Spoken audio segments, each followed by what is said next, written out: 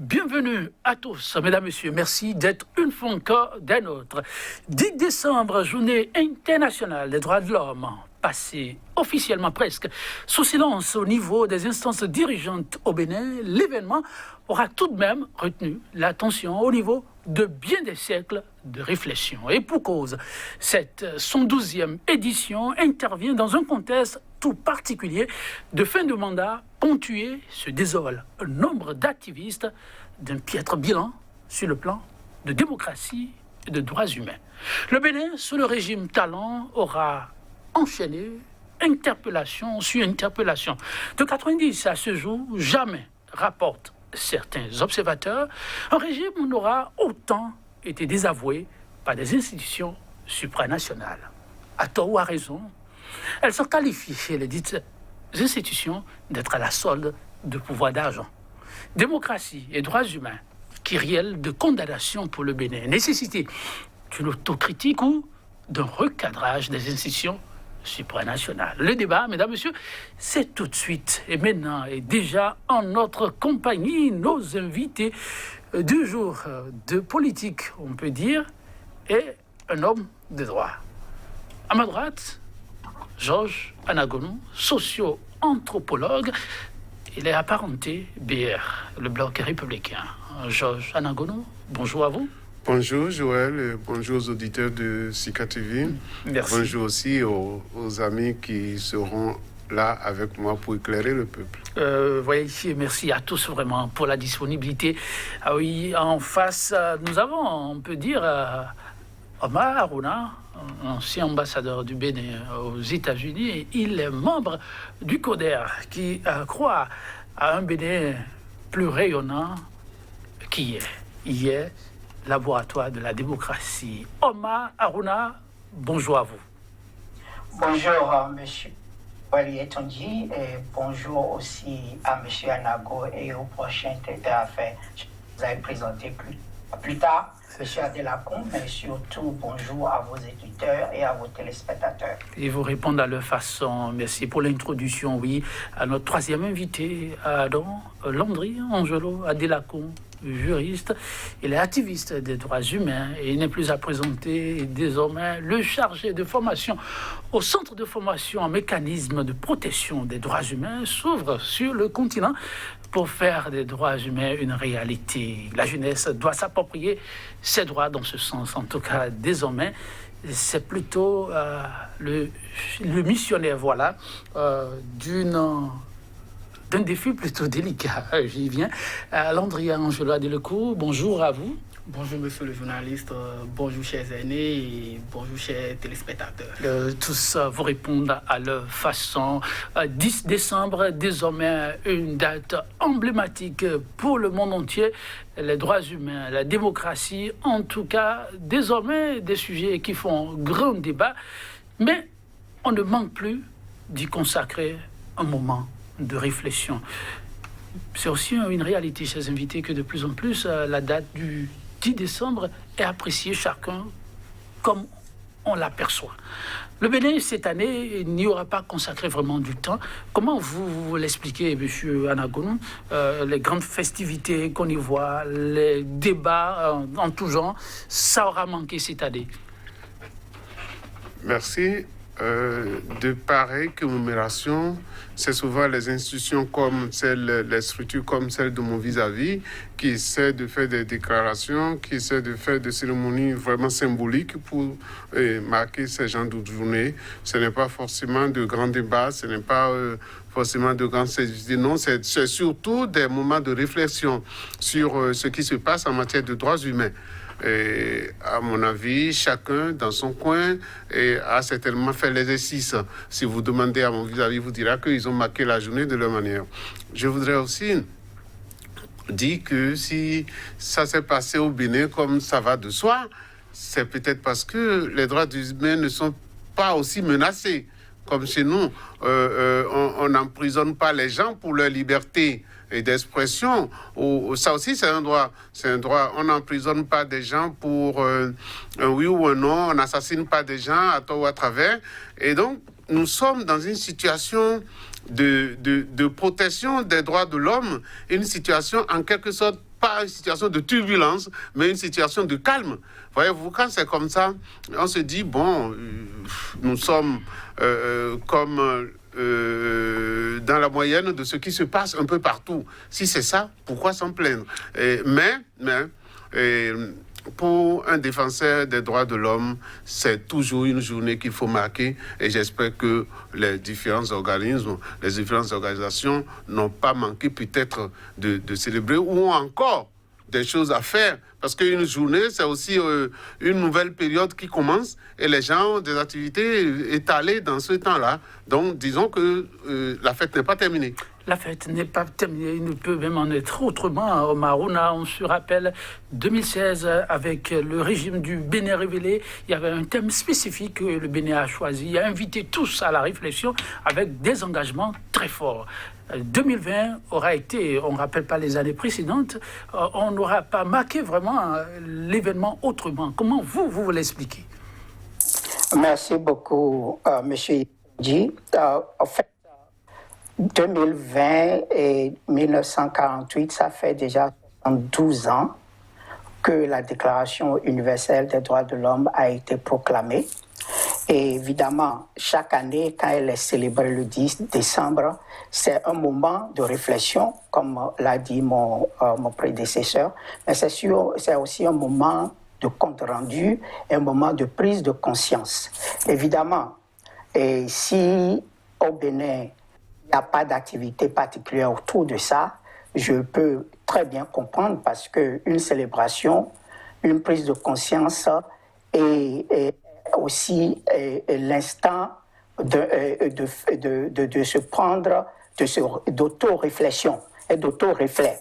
Et quand je regarde même la Déclaration des droits universels qui a particulièrement 30 articles dans cette Déclaration des droits universels, si je vais peut-être vous choquer en disant que quand je fais l'analyse de chaque article, des 30 articles, il y a un seul article qui est l'article 16 où que le Bénin n'a pas foulé du pied depuis 2016. C'est-à-dire que les 30 articles, sans équivoque, après analyse, on se rend compte que tous les articles ont été foulés du pied par la gouvernance actuelle, à l'exception de l'article 16 qui est le droit au mariage et à la famille. Merci. Donc vous comprenez exactement pourquoi on ne peut pas célébrer ou faire un point de la journée internationale des droits de l'homme. On ne peut pas danser sur une musique qu'on ne connaît pas. En tout cas, 100% Bénin, c'est aussi cela, le droit à la différence. C'est vous, votre regard. Le regard du juriste, oui. Landria Delacou, on peut l'observer. Cette année aurait semblé un peu toute particulière. Je vous pose la question autrement. Covid-19 n'en serait-il pas aussi pour beaucoup? Merci, monsieur le journaliste. Je pense que la Covid-19 ne saurait être une raison pour la non-célébration d'une journée aussi importante que celle de la Journée internationale des droits de l'homme. Et comme l'a dit monsieur Anago, il faut dire qu'au niveau des organisations internationales ou les organisations non gouvernementales, un travail est fait et nous y sommes en ce qui concerne nous, notre centre. Nous avons déjà organisé une activité le 5 et aujourd'hui nous avons sorti notre déclaration parce que c'est le 10 bien évidemment. Et puis après, ça s'étale bien évidemment, nous allons rentrer même en janvier avec les activités. Et je vous dirais que la Frédéric Chebet est également en train d'organiser des activités et d'autres organisations. C'est pour vous dire qu'au niveau des organisations, en ce qui concerne les défenseurs des droits humains, un travail se fait. Maintenant, au niveau étatique, est-ce que les autorités ont pris la question à bras-le-corps? Je pense que nous sommes en train de constater ce que nous constatons, un certain mutisme, mais cela peut se comprendre. Mais ici, je pense que nous serons dans des suggestions ou dans des hypothèses. Il est possible que, puisque nous sommes en fin de mandat, les priorités pour ceux qui nous gouvernent soient autres. Il est possible que, puisque nous sommes dans un contexte où les condamnations nous descendent sur la tête chaque jour qui passe, que nous soyons dans un sentiment d'aversion, dans un sentiment de rejet des droits humains, et cela n'étonnerait peut-être pas. Donc, ce sont des hypothèses, mais je ne sais pas quelle peut être la raison fondamentale, mais ce qui est sûr et qui nous intéresse, nous autres, c'est que les organisations qui ont en charge ces questions n'ont pas baissé les bras et que le travail continue d'être fait. Et si le gouvernement ne s'est pas rallié à la cause, nous espérons que chacun saura prendre conscience, bien évidemment. Comme l'a dit M. Aouna tout à l'heure, c'est un moment d'état des lieux. Est-ce que l'état des lieux des droits humains dans notre pays nous est favorable? La réponse est non. Quand on considère les rapports, quand on considère les baromètres, alors je ne suis pas là en train d'inventer, vous pouvez constater. Je suis factuel. Oui, vous êtes factuel. Une nouvelle date qui sonne comme un nouveau départ. A souligné tout à l'heure M. Georges Anagonou. Et dans ce sens-là, parlant des droits humains pour le Bénin, qui aussi en train de faire son bilan à tous les niveaux. Et avec cette pluie de condamnation, comment vous la vivez? Une pluie qui appelle à s'interroger comment? Non, d'abord, je voudrais dire, si nous sommes en train de parler du Bénin, ou si on est en train de parler d'un autre pays, si nous sommes en train de parler du Bénin, peindre le tableau en noir de cette manière, moi, je voudrais dire que la vérité n'y est pas. L'objectivité n'y est pas. Parce que avoir dans tous les États qui nous entourent, le Bénin n'est pas le pays sombre en matière de respect des droits humains. Vous voulez dire que les données avancées par M. Aruna tout à l'heure ne sont pas exactes, c'est ça? Non, exactement. M. Aruna est peut-être dans son rôle. Mais vous imaginez que dans un pays, sur 30 quelques articles, qu'un seul a été respecté. Dans la Déclaration universelle des droits de l'homme, qu'un seul article a été respecté. Imaginez la tollée dans le monde entier. Imaginez la tollée des pays qui nous entourent si le Bénin, si les 30 articles n'arrivent à respecter qu'un seul. Qu'un seul. Il va s'expliquer tout à l'heure, ne vous en faites pas. Et dans le contexte international, nous sommes partout aujourd'hui, à cause du Covid-19, dans une situation qu'ils appellent état d'urgence, pour prendre des décisions exceptionnelles. Ça aussi, parfois, c'est pour protéger la vie de l'homme. C'est pour protéger les hommes. Si vous parlez en matière de droits humains, vous allez dire dans ces pays-là, où on demande aux gens de ne pas sortir, on met de couvre-feu, que les droits humains aussi ne sont pas respectés. Mais nous sommes dans une situation spéciale. Je voudrais dire que par rapport au gouvernement ou bien par rapport à notre État, ces situations-ci permettent aux organisations de société civile, comme et celle de mon vis-à-vis, de faire le bilan. Moi, j'aurais voulu pas que ce soit l'État qui prenne le devant de ces genres de manifestations. Non, c'est les organisations libres. Parce que le premier à protéger les droits humains, c'est l'État. Et n'oubliez pas, il y a quelques instants, la Commission béninoise des droits de l'homme a sorti un rapport où, par endroit, même ce n'était pas trop favorable au gouvernement. C'est dans un pays qu'on respecte la liberté en ce moment-là. Parce que cette commission-là, elle est mise en place par la loi, mais installée par le gouvernement. D'accord? Et cette commission a fait un rapport, si vous vous rappelez, ça a amené un peu de polémique, mais le gouvernement a accepté. Quoi de plus normal d'accepter que lorsqu'on vous critique, vous puissiez voir là où vous avez fauté pour évoluer. Donc je voudrais que on ne se dise pas, on ne se mette pas dans une situation pour dire mon pays, mais je vais le peindre en noir. Non, je pense que c'est pas juste. C'est pas. Non, mais je voudrais dire c'est pas juste. C'est pas le Bénin ça. En tout cas, c'est pas le Bénin dans lequel moi je vis. Voilà, l'état des lieux pour vous, c'est ça. Un régime qui travaille. Pour la promotion de normes, un régime qui travaille pour donner de l'eau aux citoyens, un régime qui travaille pour apporter les soins gratuits au niveau des centres de santé, ce régime-là ne bafoue pas, comme on le dit, les droits humains. Parce que tout ça, pouvoir se soigner, pouvoir se nourrir, pouvoir s'habiller, ça fait partie aussi des droits humains. Et si ça, c'est garanti chez nous, je ne dirais pas que tout ce qui est respecté, c'est seulement aller au tribunal et aller se marier. Encore que ce n'est jamais gagné d'avance ailleurs. Monsieur l'ambassadeur est resté aux affaires et tout le temps il nous a représentés aux États-Unis. Alors, monsieur l'ambassadeur, et savoir ce qui s'est passé ces derniers temps aux États-Unis dans le cadre des élections, par exemple, est-ce que nous sommes dans un déni de démocratie ou même quelqu'un qui a été battu dit non, je n'ai pas été battu, je vais contester jusqu'à la fin. Heureusement que ça n'arrive pas chez nous, parce que chez nous, lorsqu'on finit les élections, chacun accepte les résultats. Nous en sommes fiers. Le Bénin n'est pas l'État sombre en matière de respect des droits humains. Maintenant, par rapport aux condamnations dont vous parlez, nous allons avertir. Et qu'on va me donner l'exemple des pays de cette communauté-là qui se sont pliés aux décisions de ces dernières années par rapport à cette institution-là. Parce que c'est aussi en cela qu'on peut juger la crédibilité d'une institution. Lorsqu'elle sait prendre des décisions et a fait accepter ces décisions-là, eh bien, la crédibilité aussi, il est. Si le juge prend des décisions et que ces décisions ne sont pas respectées, l'institution judiciaire même se porte mal. doit se poser des questions, doit entrer en réflexion, et c'est ça que nous devons chercher. Qu'est-ce qui se passe? Qu'est-ce qui fait que cette institution prend des décisions? Ce n'est pas seulement aujourd'hui, M. Joël. Il faut respecter ça, il faut restituer les choses. Il y a eu aussi un passé où cette institution a pris des décisions aussi qui n'ont pas été respectées. Ça veut dire qu'il y a quelque chose. On doit réfléchir sur l'institution pour dire... C'est sur l'institution qu'il faut réfléchir. Oui, moi je pense. Okay. C'est sur l'institution qu'il faut réfléchir. Parce que si vous prenez le cas du Bénin, pour ce qui est sorti ces derniers temps-ci, se plier à la décision, à cette décision-là, c'est s'engager dans l'inconnu. En ce qui concerne les élections qui s'approchent, la période, vous en avez parlé tout à l'heure, à se plier, pour moi, à pareille décision, c'est s'engager dans l'inconnu. Parce que il y a toujours des directives qui nous disent, à moins de 6 mois des élections, il ne faut pas changer les règles. C'est toujours une directive de l'Union africaine. Alors, comment voulez-vous que, dans ces conditions-là, on nous a dit aujourd'hui, après 2-3 mois de nos élections, de changer nos constitutions? Il y a une exception par rapport à la thèse avancée là tout à l'heure, n'est-ce pas? Je suis d'accord, mais ce que je voudrais dire, imaginez, Joël, que nous avons accepté de faire ce qu'ils ont fait. Nous allons changer tout. C'est plein de tests à abroger, c'est plein de choses à faire pour revenir en arrière. Et si le gouvernement fait ça et que le dernier jour, on dit à cause de ces réformes-là, on n'a pas eu le temps d'organiser les élections, vous voulez vous engager dans l'inconnu? Personne ne prendra le risque. Ça va être un grand risque. Okay. Voilà. Oui, monsieur l'ambassadeur, vous êtes allé au niveau de la charte et vous, l'état des lieux, voilà fait, vous renseigne que le Bénin a félicité pour avoir respecté un seul point. Et à part ça, vraiment, vous ne trouvez pas illustration?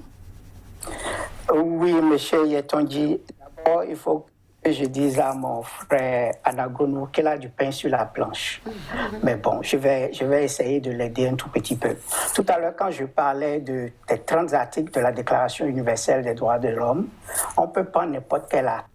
L'esprit de l'article. On prend par exemple l'article 30. L'État, liberté de l'État ou ingérence personnelle dans les droits de tout le reste des articles.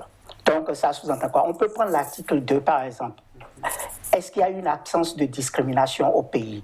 L'article 1, c'est le droit à l'égalité. On prend l'article 7, droit à l'égalité devant la loi. Est-ce qu'on est tous égaux devant la loi au Bénin? Droit au recours par le tribunal compétent. Est-ce que tout le monde a accès à ça? Ça, c'est l'article, 8, par exemple. Mais ça, vous répondez oui à tous ces points. Il y a tous les points, c'est-à-dire que quand vous lisez les textes, il faut les lire dans leurs esprits.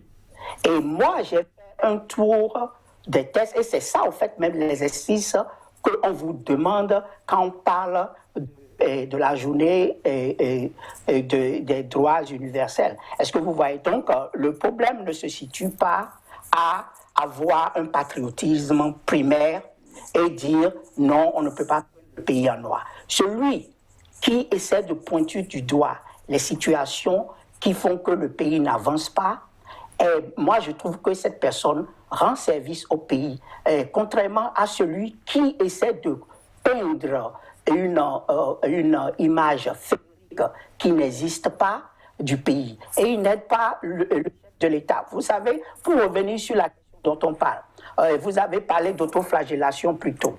Regardez, quand je regarde le Congrès américain, l'exécutif américain, les organisations de droits de l'homme des États-Unis, telles que Freedom House, Heritage Foundation, Transparency International, l'OFPRA, la Cour africaine des droits de l'homme, la CCJ, l'UMOA, Madrid, si toutes ces entités, on veut nous faire comprendre qu'elles sont de connivence dans un grand complot international pour se liguer contre le gouvernement béninois et son chef, soyons sérieux.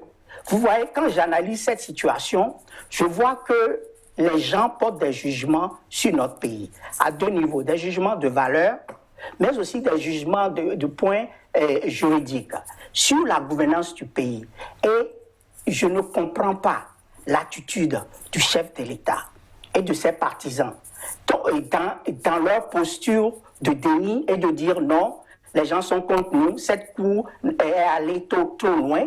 Moi, je crois que les gens qui nous dirigent, ils sont confus et ils sont vraiment limités dans leur connaissance des valeurs communes en partage dans le monde libre et civilisé. Et c'est de ça qu'il s'agit. Les droits de l'homme, ce sont des valeurs communes et qui sont en partage dans tout un monde civilisé. Ou bien on est civilisé et on est libre, ou on ne l'est pas. Et si on est civilisé, on est libre.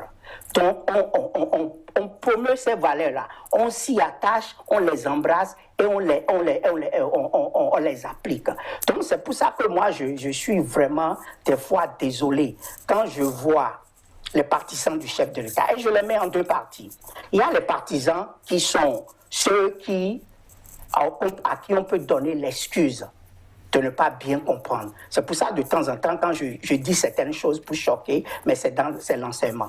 Mais il y a aussi d'autres partisans, ce que moi j'appelle les sachants autour du chef de l'État, qui devraient avoir honte d'envoyer, comment dirais-je, le Bénin dans cette dynamique-là. Est-ce que vous voyez là, vous êtes partisan. La Cour africaine des droits de l'homme n'est pas partie par hasard sur les questions qui ont abouti à ces arrêtés et à ces jugements. Ce n'est pas le hasard qui les a amenés là-bas.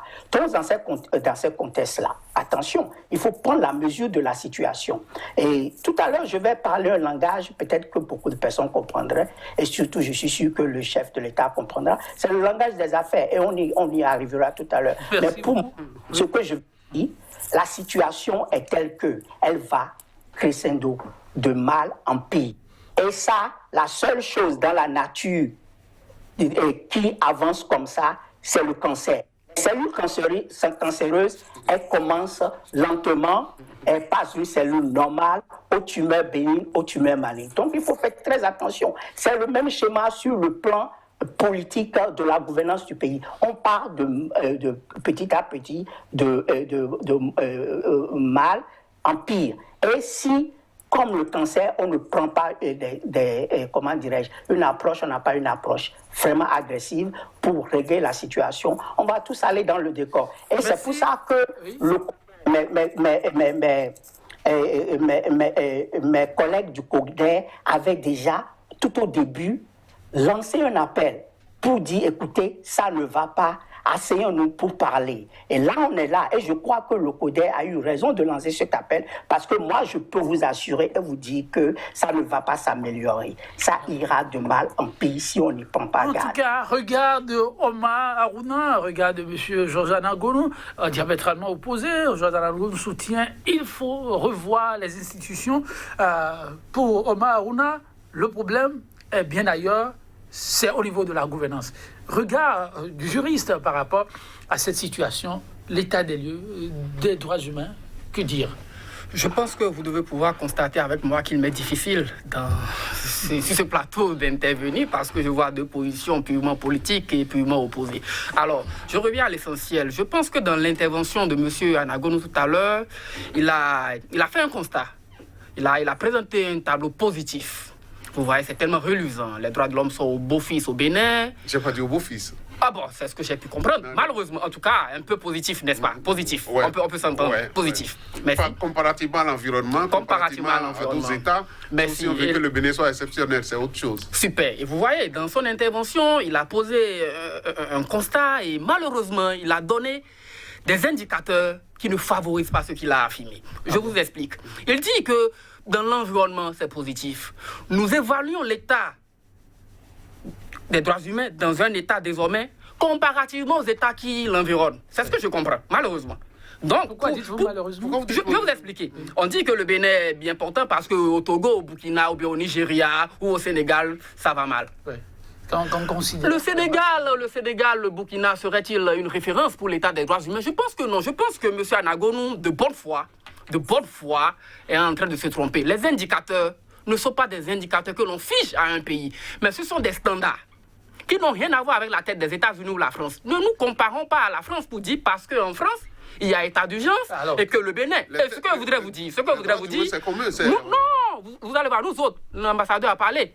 Nous parlons de la Déclaration universelle des droits de l'homme. Quand nous parlons des droits humains, nous parlons des instruments juridiques. Point. Okay. Point. Nous n'avons pas à nous comparer aux États. Ce n'est pas parce qu'au Bénin et au Togo, ça va mal, qu'au Bénin, parce que ça va un peu moins mal, que nous sommes heureux. Non, je pense que les indicateurs, il faudrait qu'on puisse entendre sur les données que nous utilisons. Oui. Et en parlant de l'état des droits humains, je ne suis pas en train de noircir l'image de notre pays. Je vous ai dit que nous parlons des rapports. Et heureusement, dans votre intervention, vous avez parlé du rapport de la Commission béninoise des droits de l'homme.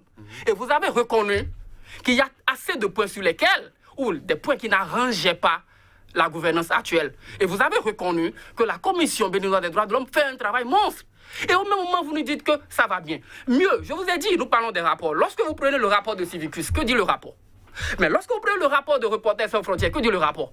Et donc, je ne suis pas là. Moi, en tout cas, dans ma position, je comprends que vous puissiez être politique. Avec M. Aounan, ça peut aller. Mais moi, de ma position, je vous parle des rapports. Je dis, je suis factuel. Je vous parle des rapports qui notent chaque État. Et donc, ce n'est pas parce que mon État est peut-être 85e sur 86 États que je dirais que ça va bien. Et là, vous êtes encore allé loin quelque part. Vous avez dit qu'il ne revient pas à l'État de célébrer la Journée internationale des droits de l'homme. Je pense qu'il y a un petit malentendu. Et mieux, vous êtes allé loin, en reconnaissant vous-même que le rôle premier ou l'organe ou l'entité chargée de la protection des droits humains, c'est l'État. C'est exactement cela. C'est vrai, à tout point de vue. Mais comment comprendre que l'État, qui est chargé de la protection des droits humains, avait des obligations de respecter et avait l'obligation de mise en œuvre? 3 obligations pour l'État, l'obligation de protéger, de mise en œuvre et de respecter, ne puisse pas être en amont et en aval, au devant et même en dernière position de l'organisation, de la célébration des droits humains. Et je suis désolé, vous trouvez que c'est correct? Non, je pense que les organisations, je vous l'ai dit, continuent de faire leur travail, mais nous dit aujourd'hui que parce que l'État ne l'a pas fait. Vous avez dit que nous sommes dans un État où les gens ne sont pas assassinés, où les gens ne sont pas privés de leur liberté, où les chaînes de radio ne sont pas fermées de façon illégitime, illégale ou en violation de tous les engagements internationaux. Vous avez dit que nous sommes dans un État où on n'arrête pas les journalistes. Pourtant, je suis désolé. Je ne vais pas parler de journalistes, c'est vous qui en parlez. Bon, d'accord, c'est ce que je comprends de votre... Je reconnais aujourd'hui, alors nous parlons, il se fait que le code du numérique est sur la table des députés. Oui. Pour une relecture. Nous avons créé dans ce pays, pour vous dire que ce code du numérique n'est pas en conformité avec les engagements internationaux pris par notre État, librement, des engagements librement pris. Mais aujourd'hui, on me dit que dans un État où nous avons un code du numérique reconnu par une personnalité de ce pays et par les moindres, comme étant une épée sur la tête des journalistes, vous connaissez de qui est-ce que je parle, je ne parlerai pas pour faire 18 mois. Mais ce que je voudrais vous dire, quand vous êtes dans un État comme ça, vous êtes dans un État où on s'est permis d'organiser des situations qu'on aurait pu éviter. Cela a généré des conséquences, lesquelles conséquences qui ont touché à la vie des citoyens de ce pays. Mais nous avons jugé utile de prendre une loi d'amnistie pour, en quelque sorte, déresponsabiliser les auteurs de ce que nous pouvons qualifier comme étant des crimes. Et on trouve que dans cet État, tout va bien. Nous sommes dans un État où les gens ont trouvé que dans le code pénal, il faut verrouiller les choses. Il faut même contraindre les gens en ce qui concerne les manifestations et dire que tout attroupement armé ou non armé passible de faire ci est punissable. Donc vous voyez, nous sommes en train de parler des instruments, des tests. Et donc les questions de le Bénin va bien, le Bénin ne va pas bien, on a construit route, on n'a pas construit route. Vous voyez, je vais chuter par là. Je vois l'approche. L'approche que défend M. Anagonou, malheureusement, est l'approche que défend le gouvernement. C'est l'approche développementaliste des droits de l'homme. C'est ça, leur démocratie à eux, c'est d'aller construire des infrastructures, c'est de construire ci, construire cela. Vous n'avez ni droit à la parole, vous n'avez ni droit à une opinion contraire. Il l'a pas dit. Non, je profite, je vous ai dit, je profite de l'intervention. C'est une école, c'est une école. Non, c'est une école. M. Anagonou représente une école. Et quand il a dit, j'ai compris l'école en fait. C'est ça. J'ai compris l'école. Donc, l'approche développementaliste, ce qui les intéresse, on peut vous bastonner. Il suffit seulement de vous construire une route. On peut vous enfermer. Il suffit seulement de vous donner à manger. On peut, voilà, pour eux, ça s'arrête là. M. Anagonou est allé encore loin. En faisant une comparaison, en parlant d'état d'urgence. Je ne sais pas si la Covid-19 a amené le Bénin à déclarer l'état d'urgence. Mais des pays plus développés. Heureusement, c'est pour cela que je vous dis que l'analyse comparative, pour moi, elle est biaisée. Nous sommes au Bénin, nous parlons du Bénin conformément aux standards. Le Bénin n'a pas déclaré un état d'urgence. Et mieux, si le Bénin devait aller là, nous avons des dispositions, je pense, même après modification, qu'il faut questionner l'article 68 de notre Constitution, qui a dit, même dans les cas les plus extrêmes, l'on ne saurait restreindre les libertés fondamentales. J'ai l'impression, et ça, je le dis, que certains de bonne foi perdent de vue l'esprit de notre loi fondamentale. Certaines personnes de bonne foi perdent de vue le sens des engagements internationaux. Je vais encore chuter. Il parle des décisions de la Cour africaine des droits de l'homme et des peuples et puis d'autres juridictions supranationales. Et pour lui, parce que des États ne respectent pas ou bien n'ont pas respecté des décisions de ces juridictions, et oui, que le Bénin également est fondé à ne pas respecter, ou carrément, ce sont ces juridictions qui ont des problèmes. Bien évidemment, je ne sais pas pourquoi il dit que les États ne respectent pas. Il peut dire que les États n'ont pas respecté. Et je vous dis effectivement, ces dernières années, on a le Bénin et la Côte d'Ivoire. Le Bénin et la Côte d'Ivoire. Et quand vous observez bien, la politique béninoise n'est pas différente de ce qui se passe en Côte d'Ivoire depuis Ouattara. C'est pour vous dire qu'il y a des États qui respectent. Même le Rwanda, c'est là où je vais le surprendre. Même le Rwanda, que l'on vante comme étant un pays anti-droit de l'hommiste, a respecté les décisions de la Cour africaine tout en retirant la déclaration. Elle a retiré la déclaration, mais la décision par laquelle elle a retiré la déclaration, le Rwanda l'a respectée. C'est pour vous dire que voilà la différence entre même le Rwanda, qu'on présente comme étant un pays comme ça, et le Bénin. Maintenant, les juridictions supranationales, ce n'est pas seulement la Cour africaine qui condamne le Bénin. La Cour de justice de l'UEMOA, nous avons vu que Maître Abraham Zidore a eu la chance de diriger dans ce pays. Je voudrais qu'on soit fiers de notre pays et qu'on soit fiers des intellectuels béninois. Lorsque vous, en tant qu'État, vous avez eu la chance de placer votre fils à la tête des institutions juridictionnelles ou quasi-juridictionnelles au niveau supranational, il y a des discours qu'on ne tient pas. Il y a des attitudes qu'on n'adopte pas. Je vous dis, Maître Abraham Zidore doit être de l'Union progressiste ou bien du Bloc républicain avec vous. Union progressiste. Union progressiste, voilà, parti soutenant les actions du chef de l'État. Il a été président de la Cour de justice de l'UEMOA. Cette cour a condamné le Bénin, notre cour constitutionnelle est venue créer une chose. Je pense que ce que je vais vous dire, vous allez devoir inviter Maître Abraham Zidore pour qu'il vienne ici, vous parler un peu de la relation entre les juridictions communautaires ou supranationales et les juridictions ou les autorités étatiques. Et on va encore loin. La Cour de justice de la CEDEAO. Mais elle condamne. Mais elle a condamné le Burkina Faso, le Togo et consorts dans ce pays.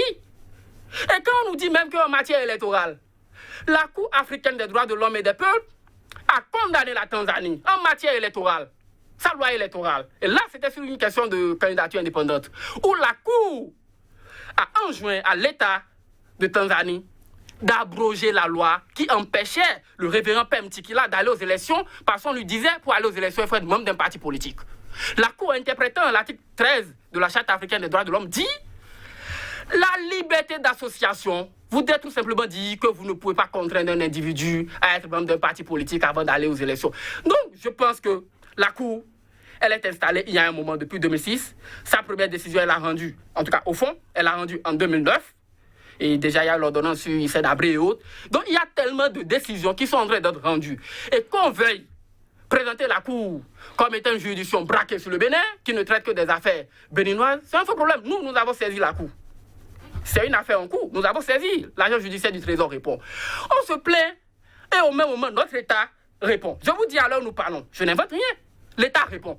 L'État répond et c'est quand on paie. C'est quand on paie et on revient, on joue au souverainisme. Vous nous dites, c'est vrai ça? C'est-à-dire, en se plaignant la Cour... Vous avez laissé le temps oui, vous aurez au monsieur d'une association civile de défense des droits de l'homme.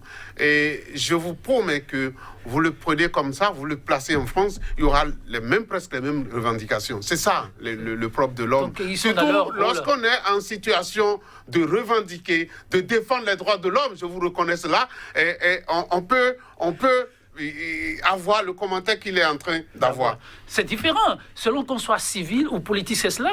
Absolument, parce que vous savez ce qui fait la différence. Prenez-le, mettez-le aux affaires. Vous allez le méconnaître. C'est ça l'homme aussi. Qu'est-ce qu'il fait, cette différence-là? Non, mais l'homme... C'est l'homme ou bien... Non, l'être humain comme ça, par rapport à la situation qu'il tient aujourd'hui, il ne va pas vous dire la même chose que lorsqu'il sera de l'autre côté demain. Donc, moi, M. Anangono, à sa place, demain, dira la même chose que lui. Et c'est ce qu'il... Non, c'est ça que je voulais dire. C'est ce qu'il faut éviter. C'est ce qu'il faut éviter. Et c'est pourquoi parfois certains me disent, Anangono a un mouvementier d'une autre espèce. Moi, Monsieur l'ambassadeur a été aux affaires. Ce qu'il a oublié de nous dire, pendant que lui était aux affaires, comment est-ce que les droits humains sont respectés au Bénin, par exemple. Monsieur, chose là, vous m'avez dit de ne pas comparer. C'est pour pouvoir comparer que nous sommes dans une communauté internationale. C'est pour pouvoir comparer. Et surtout lorsque vous parlez de standards, ça appelle à une comparaison, justement. Lorsque vous parlez de standards, donc tout le monde, chacun doit se mesurer par rapport aux standards. Et non par rapport aux autres États. Par rapport aux autres États, oui. L'ensemble forme le standard. D'accord? Et M. Haruna, certainement, il est aux États-Unis, il est resté là-bas. Il est certainement là-bas maintenant. Et il vit des choses. Il vit là où on tire sur des blagues pour rien ou pour rien du tout. Et c'est quand même l'État le plus démocratique du monde. C'est bien sûr ça. Vous voulez dire que ça peut arriver qu'on tire sur des... Non, je dis, lorsque vous êtes dans un pays où ça se passe comme ça, vous ne vous permettez pas de critiquer, de dire, de peindre en noir. Comme ça se passe, comme ça, il faut fermer les yeux. Le propre de l'être humain, c'est de chercher à aller en avant. Ouais. À aller d'amélioration en amélioration. Ce discours ne s'inscrit-il pas dans cette dynamique? Non, je vous dis. Oui. Et il y a un moment, moi aussi, je vivais en France. Je sais les analyses que je faisais sur le pays. Je connais. Vous faisiez quoi sur le pays? Les analyses que je faisais sur le pays. D'accord, comment j'appréciais les choses. Et parfois, entre collègues, on s'est dit, entre amis en France, on s'est dit, mais est-ce que ce que nous disons là, c'est exactement les conditions de... Est-ce que nous nous plaçons dans les conditions de vie de ceux qui sont au Bénin pour juger, en fait. J'ai entendu mon vis-à-vis, il disait qu'il a donné des exemples quand même des États qui respectent. Et vous avez parlé du Rwanda, par exemple. Vous avez parlé de la décision en Tanzanie. Est-ce qu'ils sont revenus, ils ont modifié pour réorganiser les élections pour que le monsieur soit candidat? Je n'en sais rien. Moi, je n'en sais rien. Vous, c'est vrai, c'est votre domaine pointu et c'est pourquoi je vous regarde dire tout ce que vous voulez dire. Seulement, j'ai pensé à quelque chose. J'ai pensé à l'étudiant que j'étais. J'ai pensé à l'étudiant protestant que j'étais. Et qui ne respectait rien. Il y a des amis à qui je dis quelque chose. C'est les amis communistes qui protestent. Je dis, je voudrais que vous passiez aux affaires. Quand vous serez aux affaires un jour, on va voir comment vous allez procéder. Quand on est aux affaires et qu'on dirige une nation, les réalités sont aussi tout autres. D'accord? Ce que vous avez dit, oui, je veux me préoccuper du fait que le peuple doit manger à sa faim. Mais je veux aussi m'occuper du fait que chacun doit pouvoir dire ce qu'il pense dans la République. Et c'est ça qui fait que je suis content de vous entendre parler ainsi et de critiquer ce qui se passe dans le pays. Ce que ça permet de faire, c'est que ça nous permet d'évoluer. C'est pourquoi moi, je ne refuse pas ceux qui me critiquent. Mais au moment, les efforts que je fais, je tiens à ce qu'on les reconnaisse. Je tiens à ce qu'on reconnaisse ces efforts-là.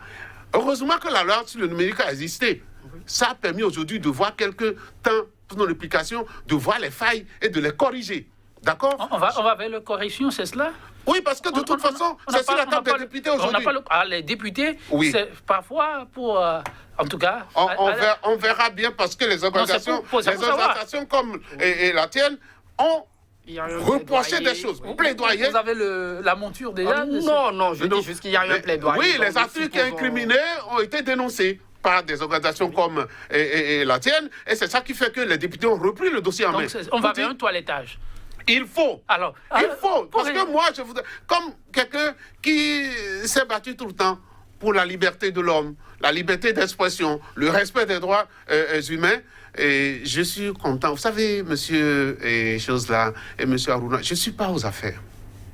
D'accord? Je ne suis pas aux affaires.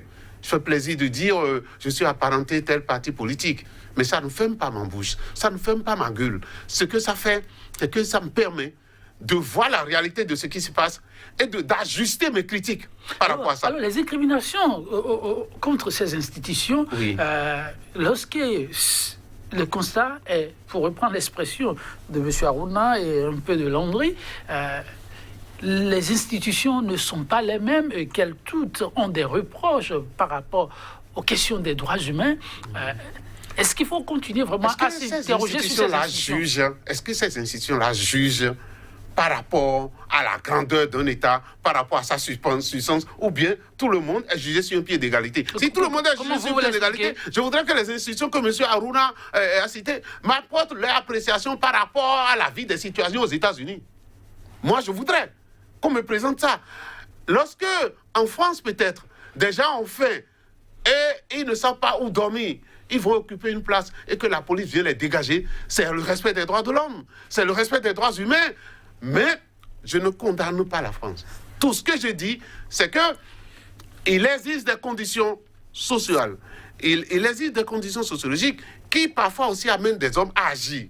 Ce qui est bien dans la nature humaine, c'est que les actes qu'ils posent, on doit avoir des gens comme vous pour les analyser, les critiquer et nous demander de faire de mieux que ce qu'on a fait. Mais lorsqu'on a été aux affaires, comme M. Aruna par exemple, dans ce pays, et de ne pas me dire quelle était la situation des droits de l'homme en ce moment-là, je pense que c'est péché un peu. C'est péché un peu. Et lorsqu'on est quelqu'un comme vous en train dans une position de revendication, dans une position de critique, c'est votre métier.